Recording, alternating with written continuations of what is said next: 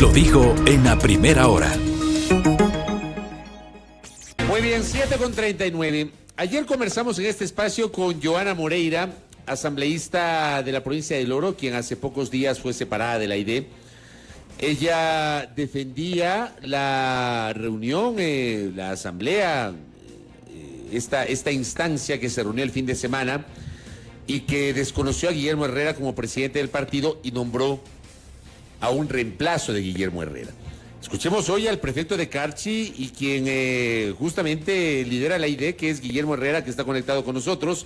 Le agradecemos a las 7:40 en atender esta entrevista. ¿Cómo le va, Guillermo Herrera? Bienvenido, buen día. Buenos días, un saludo cordial, Fabricio Belkis, gracias por la invitación. Mire, para que se entienda el contexto de la situación de esta crisis del partido, los estatutos de nuestra organización establecen que un directivo nacional o provincial durará 2 años en funciones. Frente a esta realidad, el Consejo Nacional Electoral del partido convoca a renovación de directivas para el 4 y 5 de junio de este año. Un grupo de presidentes se contacta conmigo y me hacen el pedido de que postergue las elecciones, que ellos tienen el deseo y el derecho, según ellos, de nombrar los candidatos a alcaldes, prefectos y juntas parroquiales. Frente a esta realidad les explico que hay que cumplir con la normatividad, que no existe la figura de dirigentes prorrogados, que el año anterior no se pudieron hacer elecciones por la pandemia, pero que hoy no tenemos ese inconveniente.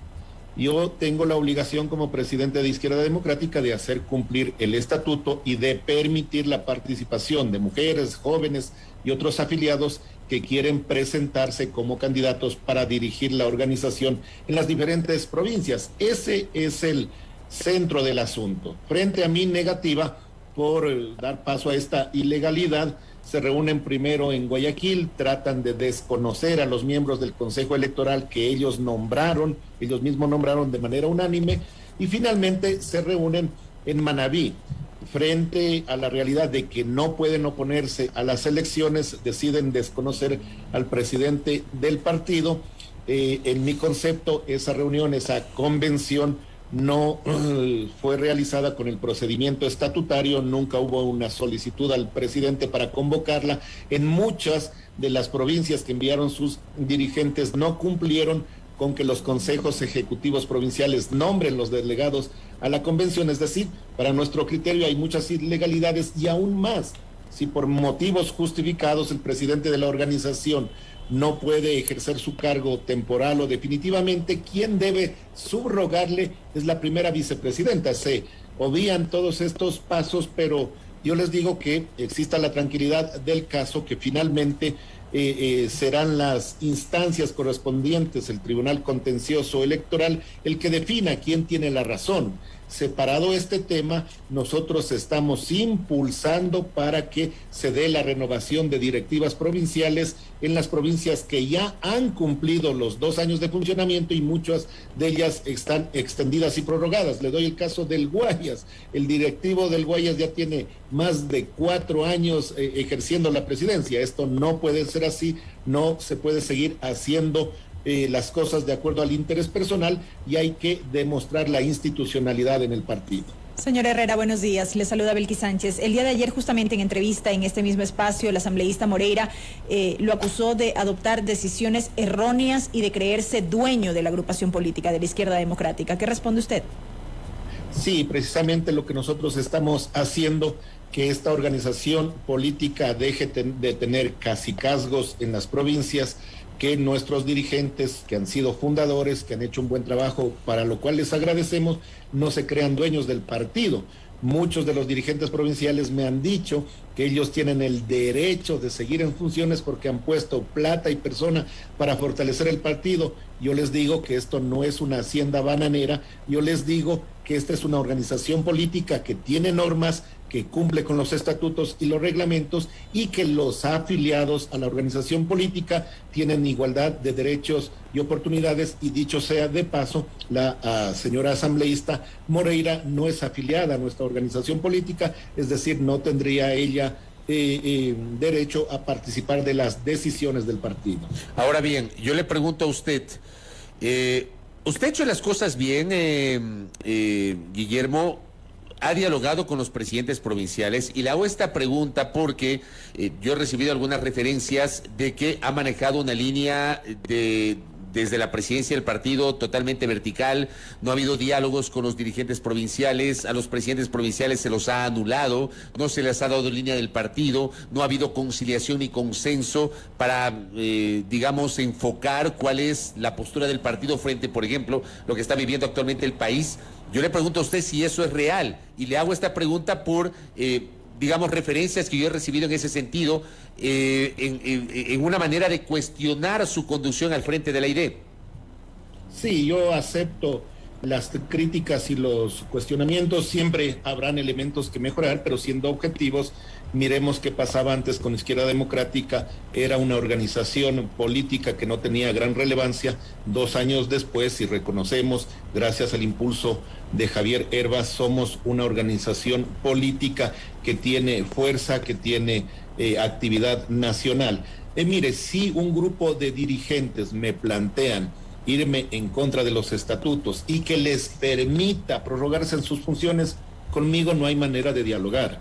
En mi vida pública no he cometido ilegalidades y ahora por el interés personal de ciertos dirigentes provinciales no va a ser la primera vez que yo cometa ilegalidades. Les he dicho sí al diálogo, les he dicho vamos todos juntos a esas elecciones. Si un presidente ha hecho un buen trabajo, será reelegido por la militancia. Si alguien no ha hecho un buen trabajo, tendrá que pasar la posta al compañero o compañera que gane limpiamente las elecciones provinciales. Entonces, esa ha sido mi posición del diálogo.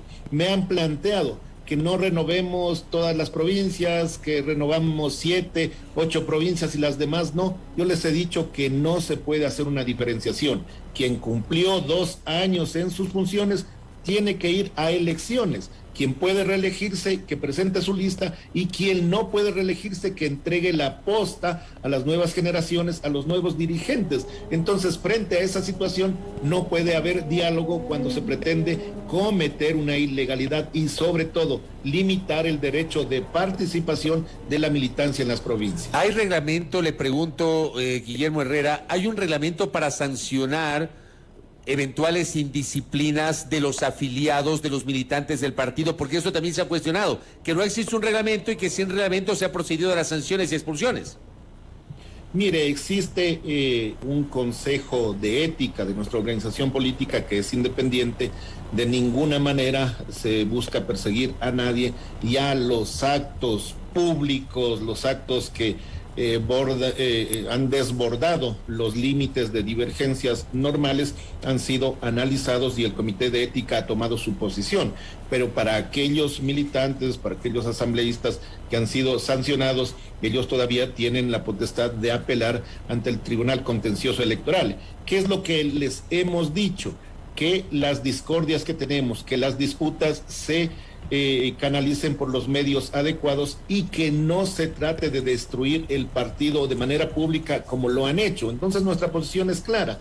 Si hoy un grupo de dirigentes dice que tiene otro presidente, finalmente eso tendrá que resolverse en el Tribunal Contencioso Electoral y él dará la razón a quien lo tenga. Pero lo fundamental es que iremos a renovación de directivas provinciales el 4 y 5 de junio y con la nueva dirigencia del partido impulsaremos todo el proceso electoral para renovación de los gobiernos autónomos descentralizados. Entonces, más bien invitarles a los presidentes que ya han cumplido 2 años, por ética, por decencia, den paso a las elecciones y que sean las nuevas figuras del partido, que sí tenemos la nueva militancia, mujeres y jóvenes, las que tomen la rienda del partido. ¿Por qué querer perennizarse dentro de un cargo si ya cumplió el periodo estatutario de funciones? Esa es la realidad del asunto, no es otro el problema. Entonces, si me dicen que soy vertical al momento de hacer cumplir el estatuto, pues sí, soy vertical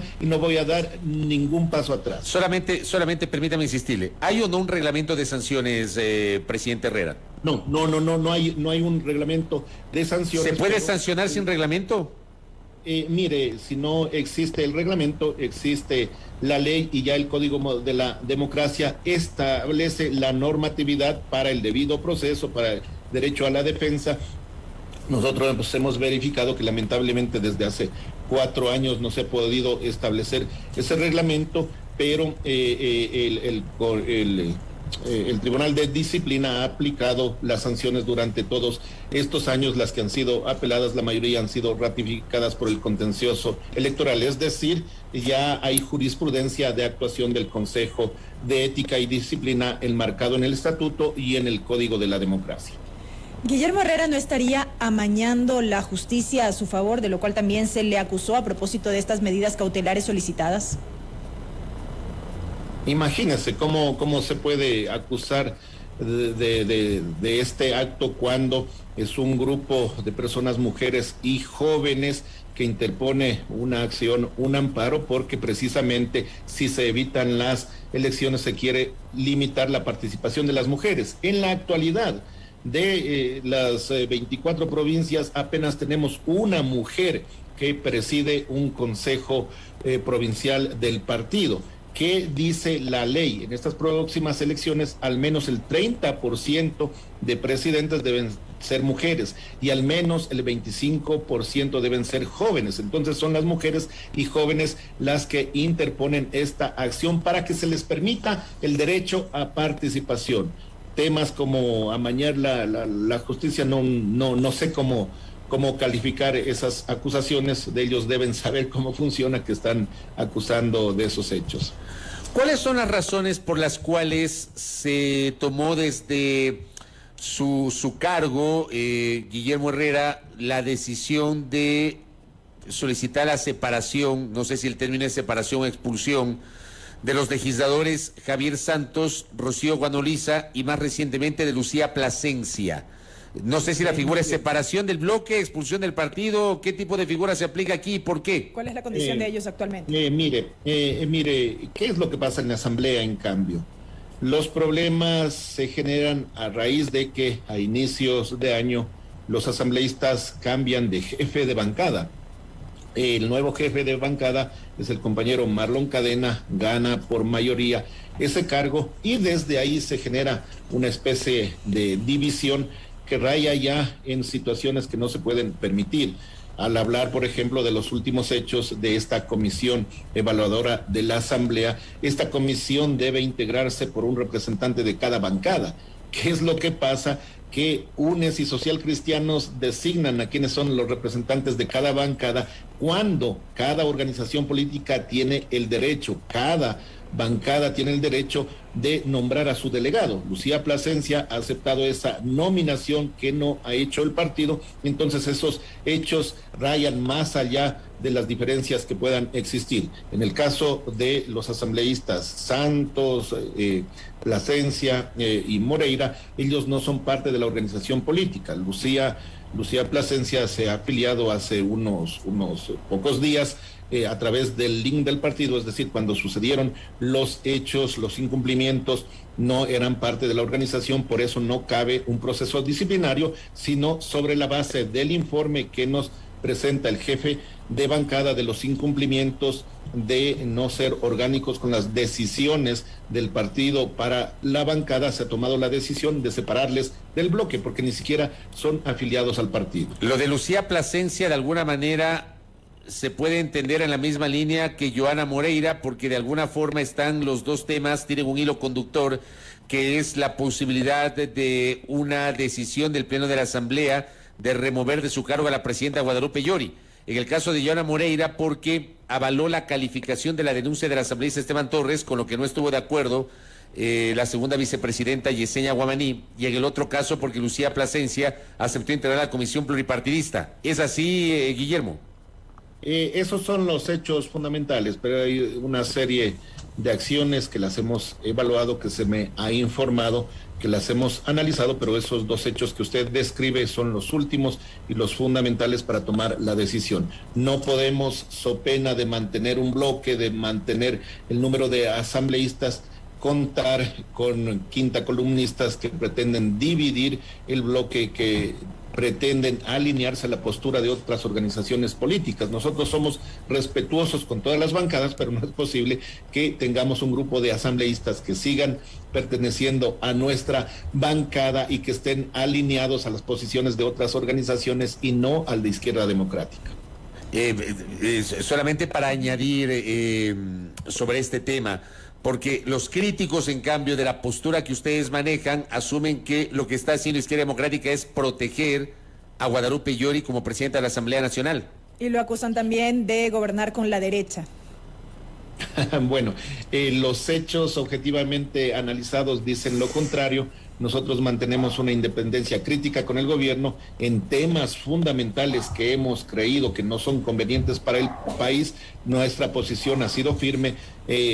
Recordemos el paquete tributario por cual nosotros negamos como Izquierda Democrática y que pasó por el Ministerio de la Ley, y últimamente esta mal llamada ley de inversiones también tuvo el rechazo de Izquierda Democrática, es decir, no estamos vinculados al gobierno. Y en el caso de la señora Llori, nosotros le hemos dicho, le hemos propuesto que hay que encontrar una salida política para enrumbar nuevamente el trabajo de la Asamblea, fiscalización y legislación. Sin embargo, nosotros creemos que hay que respetar la legalidad, la institucionalidad, cumplir con los procesos. Si se va a evaluar a una autoridad de la Asamblea, debe cumplirse con todos los procesos para la denuncia, y luego cuando se establezca la comisión, esta debe ser representada por las organizaciones políticas, es decir, los partidos o las bancadas son los que deben nombrar a sus delegados. Allí nomás 2 puntos que he mencionado en lo que estamos en desacuerdo, no por proteger a nadie, sino porque se cumpla con la ley y los procesos de evaluación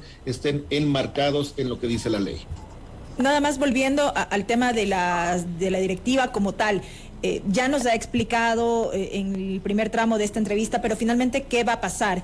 Usted se mantiene al frente de la organización política, pero a su vez hay otra figura que resultó electa de este proceso de renovación, como han dicho este último fin de semana. Al final del día, ¿qué va a pasar? Mire, aquí se trata de guardar tranquilidad, no quien grita más tiene la razón. Si hay una disputa interna, como de hecho existe en nuestra organización política, para eso la ley establece cuáles son los mecanismos que dilucidan quién tiene la razón. En este caso, los mecanismos serán ir al contencioso electoral, analizará los procedimientos y dará la razón a uno u otro sector. Yo me allanaré a lo que establezca este organismo mientras si vamos al contencioso, si eso ocurre mientras tome la decisión, quien sigue ejerciendo la presidencia del partido soy yo, y si en un momento se da la razón a otro sector, no ha pasado nada. Lo malo es hacerle daño al partido. Lo que sí, no se detienen las elecciones y los directivos provinciales van a ser renovados el 4 y 5 de junio. Basta de cacicazgos, aquí no hay dueños en las provincias de nuestro partido, y aquí aspiramos que una nueva generación de dirigentes pueda tomar la posta de la justicia social con libertad y que construyamos un partido verdaderamente democrático que no atienda solamente a intereses personales. Aquí recibo un mensaje que me envían desde Loja y me dicen lo siguiente: los asambleístas pertenecen y representan a las provincias y no a los partidos. ¿Qué opina usted sobre ese criterio? Yo opino que los asambleístas representan a sus provincias, desde luego, pero llegan por una línea política que ha sido apoyada. Y en el caso puntual de Izquierda Democrática, si en estas últimas elecciones no teníamos la fuerza y el impulso de Javier Hervas, esos asambleístas que hoy ejercen funciones no hubieran ganado las elecciones. No hay que tener memoria corta, no hay que desconocer el auspicio que les da una organización política, pero claro, muchos de los que se alejan de la línea partidista de cualquier organización dicen defender a sus provincias, solamente responder a sus electores. Eso es algo efímero. ¿Cómo tú puedes demostrar que respondes a tus electores cuando la ciudadanía tiene diversos criterios? Para eso existen las organizaciones políticas, para eso existe el debate y posición, y para eso cada organización política tiene un esquema y un marco de acción de acuerdo a su ideología. La expulsión del asambleísta Alejandro Jaramillo es definitiva, Guillermo. Sí, él tiene, si lo desea, la potestad de hacer la apelación al contencioso y el contencioso será quien defina, pero dentro de lo actuado por el Comité de Ética y Disciplina del partido, esa expulsión está en firme. Ustedes, y con esto cierro, desde su óptica, y a propósito de lo que Belkis ya le preguntó a usted sobre comentarios en el sentido de que la ID se ha derechizado. Yo le pregunto a usted si la ID sigue manejando en la práctica, no en la teoría y no en el discurso. Yo le pregunto en la práctica, Guillermo, ¿sigue manejando una postura de centroizquierda, una postura de socialdemocracia, una apertura de pensamiento de la justicia social con libertad? ¿Sigue siendo esa la izquierda democrática?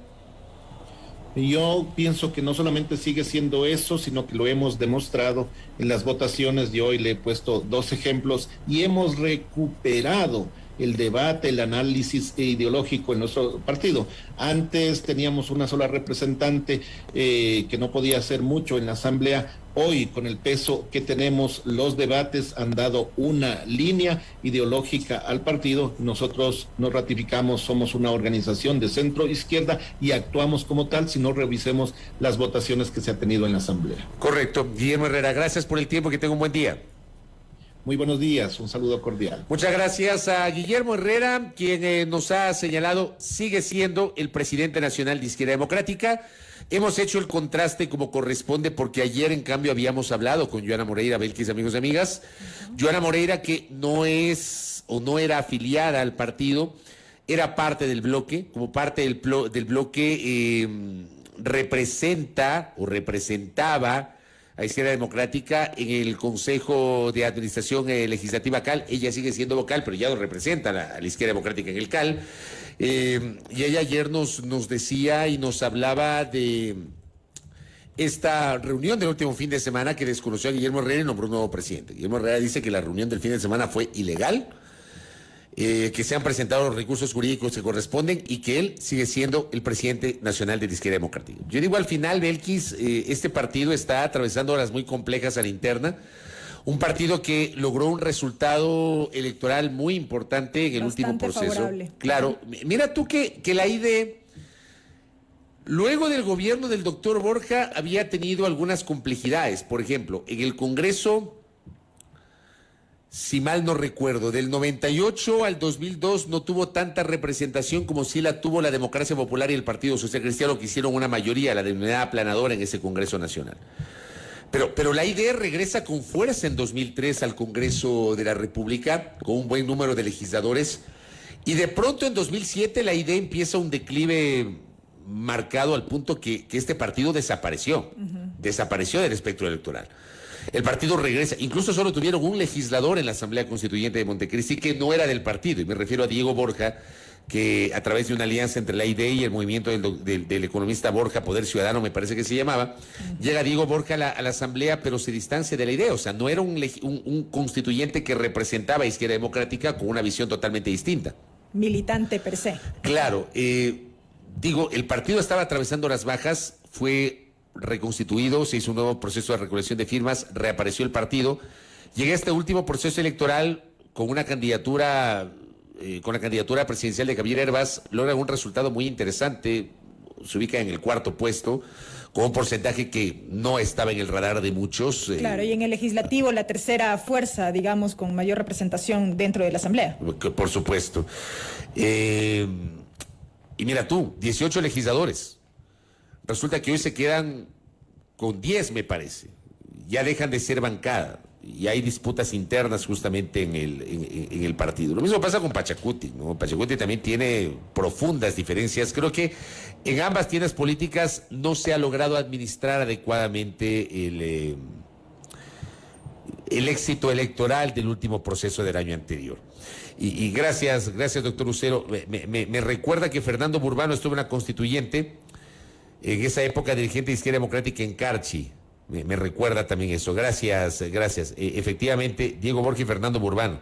Fernando Burbano, quien luego se hizo de Alianza País y volvió a la legislatura el periodo pasado por Creo. Me recuerda también Wilson Benavides. Gracias a esa referencia. Están pilísimas mis queridos amigos, el doctor Diego Lucero y el doctor Wilson Benavides. Gracias por esas referencias. Yo no me acordaba de Fernando Burbano, yo me acordaba de Diego Borja.